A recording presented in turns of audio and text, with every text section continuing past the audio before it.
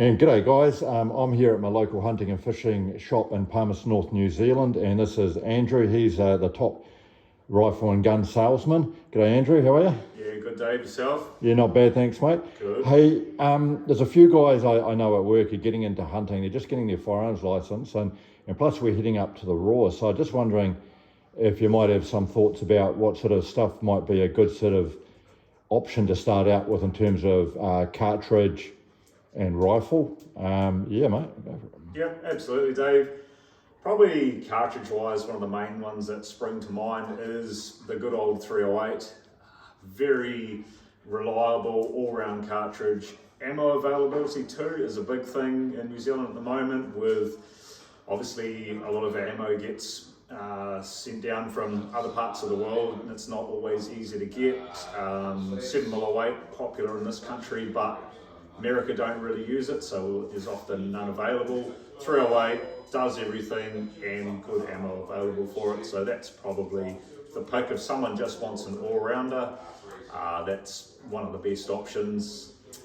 Rifle-wise, pretty hard to go past the good old Tikka T3X. Lightweight, superb trigger on them.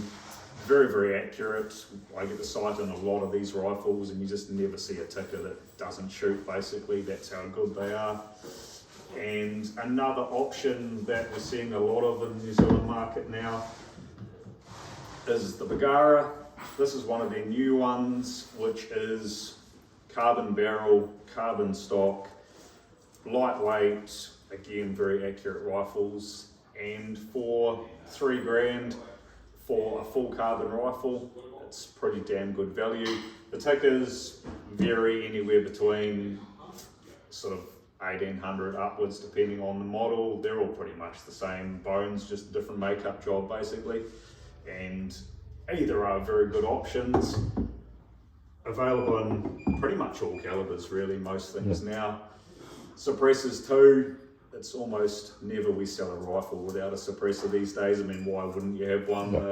Gone are the days of only poachers using them, and obviously still do, but they, for you as the shooter, so much more comfortable. For everyone around you, so much more comfortable. For the dog. Also spotting your shot too. It's sort of one thing that a lot of people don't realise is if you are taking a shot with the suppressor taking the recoil out, you can see exactly where the bullet goes. And like I say, for your hearing, just a no-brainer really. A few different brands, DPT and Hardy's are our two main ones that we do. Optics, you've got a million to choose from.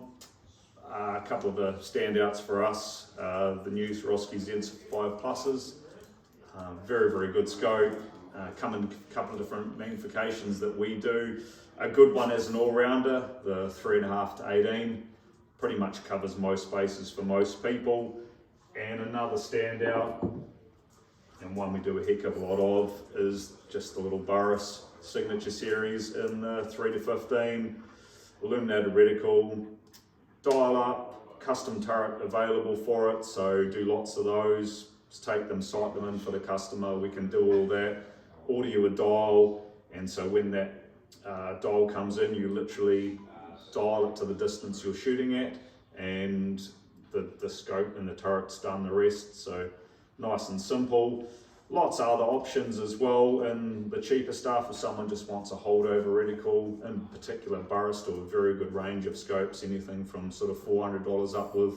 That's gonna cover you for most situations, so that's probably the couple of the standouts of our range, Dave.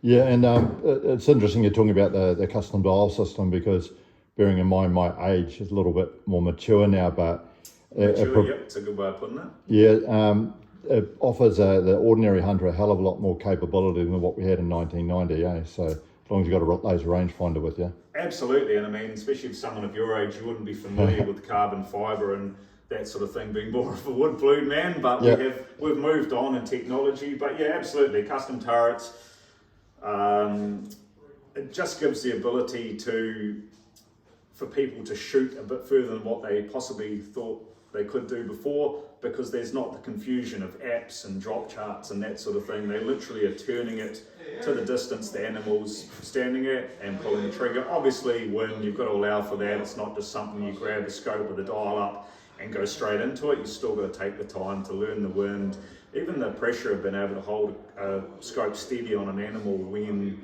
the excitement's up and you're looking at an actual animal.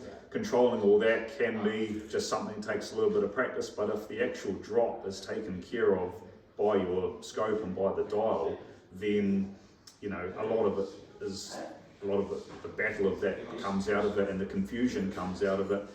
And it's again why we do a lot of them is I take it, we shoot it, and we send away, we get the dial, I know the information I've sent to Leopold or Bearas or whoever it might be is correct, then the dial comes back, that's all correct, it just comes down to the shooter after that. Yeah, awesome, mate. And those Pagaras, I've noticed that you haven't got as many in the shop as the Tikas, but they seem to be getting more popular in this country. Is that correct? Yeah, so it's probably second behind the Tikas for us. They do options that Tika don't do, which some people like.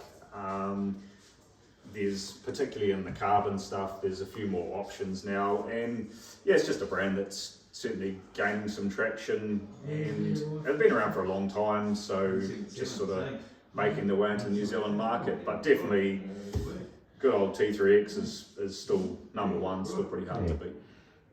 Now, awesome, mate. And just the last question is roughly how much would that Swarovski be retailing for the nice looking scope? Depending on which option you go, this is the new Z5 Plus. They still do the other options in the old ones, and the good old Kiwi favourite, the 3 to 18s, which are still around that sort of 2-4 mark. The Z5 Pluses are a bit dearer. They sort of start around that three grand and go up from there. But just a bit different. Updated optics, 30mm main tube, 2-turn turret. So it's just really the next step up without jumping into the likes of a Z6. Awesome. Okay, well, and have you got any raw plans yourself, mate? Or? Yeah, mostly in the shop working, actually setting up rifles for other people. That seems to be my raw, but no, we'll hit the hills at some stage and hopefully get the kids out and see what happens, weather and work dependent. Now, awesome, mate. Well, trust all goes well, and I hope everyone who's watching here has a good raw. So thanks, Andrew. I really appreciate your time. No problem, Dave.